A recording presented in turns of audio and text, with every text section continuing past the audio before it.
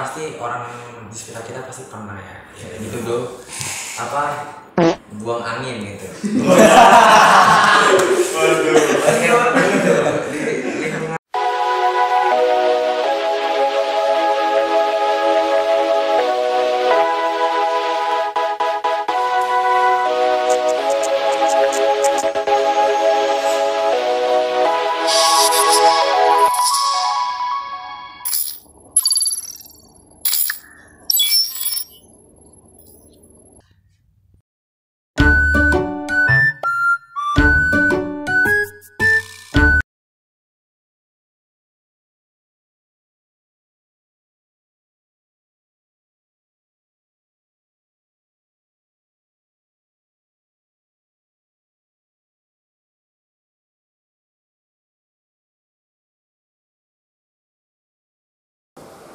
Halo teman-teman, kembali bersama kami dalam diskusi belajar sana tuh.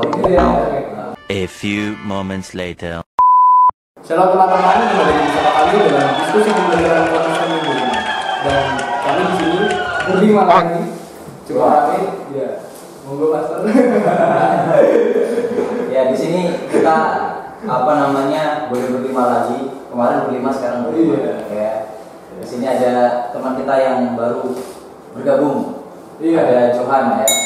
Apa kabar Johan? Puji Tuhan baik. Baik. Kalau Nathan? Baik, selalu baik. Selalu baik. Mantap. Kalau Brili? Mantap. Mantap. Mantap. Seperti mancing mania. Mantap. Dan Samuel? Oh iya. Absen sekali, luar biasa lah. Absen sekali luar biasa. Oh iya, kemarin ya, Iya. nggak hadir ya Samuel karena ada kerjaan. Iya. Seperti yang dikerjakan beberapa waktu yang lalu, membantu orang tua. Luar biasa, memang harus diterapkan ya dari sekarang. Nah, teman-teman, sekarang kita belajar pelajaran yang menarik. Kalau di dalam pelajaran kita ini, pelajaran yang kelima, judulnya sesuatu yang mungkin di pikiran kita ini bertanya-tanya. Iman dalam pengadilan kanguru. Apa ini pengadilan kanguru? Ya. Ya, ada istilah baru ya. Istilah baru. Ada yang tahu kira-kira pengadilan kanguru itu? Kanguru. Ini benar-benar kanguru ya, kanguru Iya, yang kanguru. ada di Australia. Gimana Bang Sen? Kalau menurutku dari hewannya kanguru lah. Kanguru kan berjalan dan melainkan melompat. Mungkin di sini tuh pengadilannya itu mengurusi suatu masalah yang Lompat-lompat. pelakunya dilompat-lompatin dari pelakuku, dilompatin ke Nathan, ke Johan, ke Billy, ke Serang mungkin juga. Jadi banyaklah trouble-nya. Oh, Itu. menarik. Bener Tan. Kalau menurutmu apa Tan? Ya mirip-mirip sama Sam sih, cuma tambahannya ya. Jadi kalau pelakunya yang dilompat-lompatin sebenarnya juga bukan pelakunya doang, tapi pihak tersangkanya juga dilompat-lompatin. Kadang orang satu disalahin di pengadilan pertama, orang satu disalahin, terus nanti dia lagi, orang dua lagi, beda lagi kan, gitu-gitu. Jadi melompat-lompat Iya, lompat-lompat. kebijakannya ya. Kebijakannya juga. Kalau Johan atau Brili ada nggak? Kalau aku sih pengadilan kanguru itu kayak ya pemimpin persidangannya itu nggak bisa ngerti hukum, terus korup, langsung bisa seperti itu, nggak bisa nentuin dengan baik gitu. Nggak adil ya. Nggak adil. Jadi dia nentuin sesuatu itu sesuka hatinya dia, bukan karena sesuatu yang Benar. iya dasarnya adalah itu gitu ya. Sesuai mood dia. Sesuai mood. Nah ini bahaya ini. Jadi kalau kita punya hakimnya sesuai mood ya seperti itu. Ya. Jadi meskipun ada peraturan, kalau itu sesuai dengan mood, ya pasti akan membuat salah satu dari pihak itu jadi korbannya. Gitu kan. Contohnya nggak nendang tapi dibilang nendang, akhirnya di kartu merah. Kayak Indonesia dong. Iya kan? Ya, gitu kan. Banyak dirugikan ya kan karena sesuka hati, tidak ada dasarnya. Jadi hukum kanguru ya itu, dia nggak sesuka dengan hati, nggak sesuai dengan dasar hukum, tetapi sesuka hatinya. Dan itu yang terjadi juga di dalam pelajaran kita sekarang, peristiwa mengenai Paulus yang pada saat itu mengalami hal yang seperti itu. Ya, di Kisah Para Rasul pasal 25. Nah, di situ kan ceritanya kan siapa namanya Paulus itu kan bertemu dengan Festus ya. Iya kan? Festus. Akhirnya Festus juga ditangkap. Nah, ceritanya kan di situ akhirnya di antara mereka itu mendapatkan tuduhan atau fitnah. Mereka itu difitnah dan dituduh seperti itu. Nah, pengalaman kalian nih selama kalian hidup, pernah nggak kalian itu dituduh, difitnah, atau malah kalian yang mau fitnah? Nah gitu. Pernah nggak di dalam kehidupan kalian? Kayaknya dua-duanya pernah deh. Dua-duanya pernah. Berarti pernah mau fitnah, pernah? Kalau difitnah. Oh iya. Ada ceritamu, Nathan? Kalau dulu ini apa namanya anak kecil kan main bola. Nah kalau ada yang nendang bola nyasar kena tetangga pecah. Itu udah mulai tuduh-tuduhan ini yang nendang nah, satu-satu gitu kan dituduh semua. Kadang kena juga pernah gitu. Oke. Tapi juga di situ kan dalam apa namanya sambil saya kena tuduh itu saya juga nuduh orang dia yang nendang gitu. Jadi kamu menuduh? Dua-duanya oh. tetap kena sama menuduh juga. Oke, berarti pernah menuduh, pernah dituduh. Iya. Oke. Yang lain, teman-teman? Mungkin saya pernah dituduh juga. Pas dulu itu saya memiliki teman itu dia mengambil barang teman saya ini. Nah, pas teman saya yang korban ini mengetahui barangnya hilang itu, yang ambil barang orang ini saya yang dituduh. Dari situ saya ngomong enak, cuman karena saya terlalu kurang dukungannya gitu, jadi saya tuduhannya itu jadi ke saya. Oke. Jadi gak ada yang belain kamu ya? Gak ada yang belain kamu, akhirnya ya mau tidak mau ketangkap basah. Meskipun bukan saya pelakunya. Oke. Yang lain, Johan sama Samuel, siapa dulu? Kalau saya sih pengalamannya pasti orang di sekitar kita pasti pernah ya dituduh apa buang angin gitu.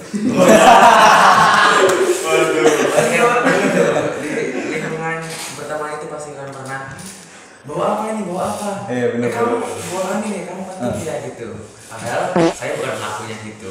Saya pun juga pernah pasti nuduh teman saya melakukan hal itu. Iya ya, sederhana ya itu ya. Ya, buang angin itu kadang kita sudah nuduh-nuduh orang kan. Harga tapi bikin ribut. Iya. Aku kenal ini baumu ini. Kayak gitu. Sampai hafal ya. Iya, itu kadang sederhana kita itu suka menuduh dan sering dituduh juga dalam hal seperti itu. Kalau Samuel pernah? Kalau aku dari tapi pada dituduh aku yang menuduh nih. Di keluarga lah, aku sama saudara. Pasti kan banyak kan sering kalau kita masak itu makanannya banyak tinggal sedikit. Nggak ada yang makan, tiba-tiba makan. Ternyata orang tua dia belum makan, nanyain lah makanannya. Ini mana nih makanannya? Aku belum makan, papa belum makan, mama belum makan. Waduh, aku bingung. Aku kira tadi udah pada makan semua. Aku bilang lah, adik itu yang makan, aku lihat makan. Didatengin lah adik, diceritain. Aku nggak makan loh, nggak makan. Aku maksa ke adik yang makan, nanti aku lihat. Ya udahlah, orang tua nggak tahu kejadian yang sebenarnya gimana, dibiarin. Adik yang merasa jadi korban di situ. Ya. Jadi pernah ya kita mengalami hal seperti itu ya. Sekalipun hal-hal sederhana di dalam kehidupan kita sering kayak gitu. Itulah zaman nenek moyang kita pun saling tuduh menuduh. Ya. Adam dan Hawa, bahkan ular itu juga menuduh semuanya. Akhirnya daripada ini Tuhan itu adil, semuanya. Iya, semuanya yang mendapatkan ini apa? Hukuman. Oke. Nah, kalau seandainya ada nih temanmu, sahabatmu atau saudara yang didapati dia difitnah, kira-kira bagaimana ya sikap kita ya? Kalau aku sih harus tahu dulu dasarnya emang teman kita, sahabat kita tuh salah apa enggak. Oke. Kalau emang salah, aku buat nganjurin ke dia itu buat mengakui aja kesalahannya supaya enggak memperpanjang dan belibet-belibet tambah banyak hukumannya. Iya. Kalau emang dia enggak salah, ya kita harus membela diri dan cari bukti supaya kita benar bisa membuktikan bahwa kita enggak salah, supaya clear masalahnya. Ya. Kalau aku itu. Tapi ini biasanya saudara sendiri itu kan dimarahin orang tua kita malah seneng ya, kita malah seneng doanya ya gitu ya. Nih.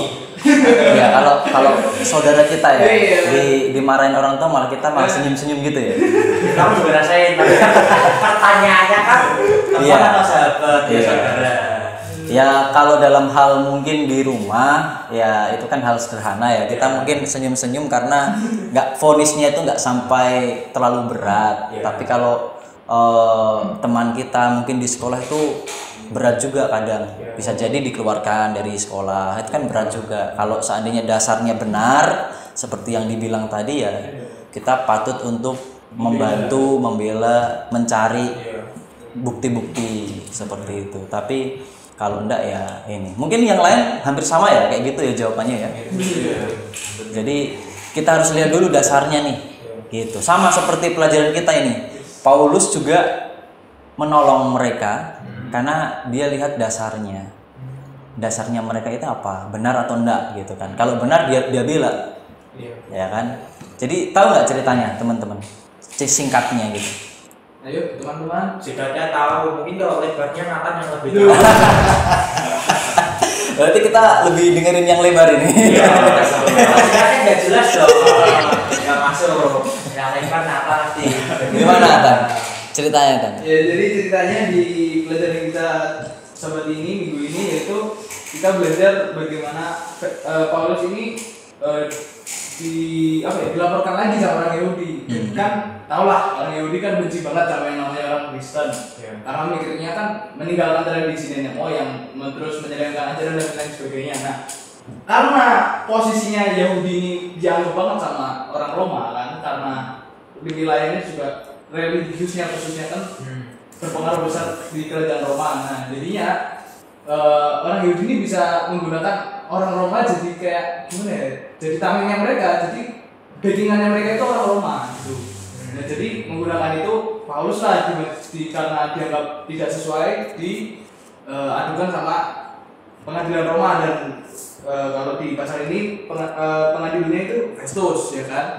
Nah di situ Paulus banyak banyak saksi-saksi palsu yang bersaksi melawan Paulus ya kan, dia bersalah. Terus kemudian kalau kita baca di ayat 3 ini pas Paulus mau diantarin ke Festus aja, itu aja Paulus sudah coba dibunuh gitu kan. Nah jadi ya seperti judulnya tadi pengadilan kamu, bahwa Paulus di sini kan kita tahu lah apa yang Paulus ajarkan itu benar, sesuai dengan kitab suci, sesuai dengan apa yang Tuhan Kebenaran. Iya, sesuai dengan kebenaran.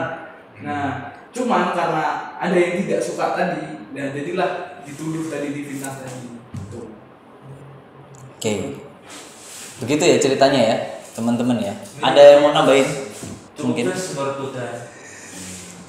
Cukup jelas. Cukup lengkap. Nah, memang Google kita. bukan Google Dictionary ya, tapi Bible. Ya.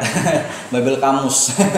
Ya, jadi ceritanya ya mirip-mirip lah seperti itu sehingga akhirnya terjadi pengadilan kanguru tadi. Tetapi meskipun itu terjadi, Paulus tetap beriman bahwa yang benar itu pasti akan ditolong sama Tuhan.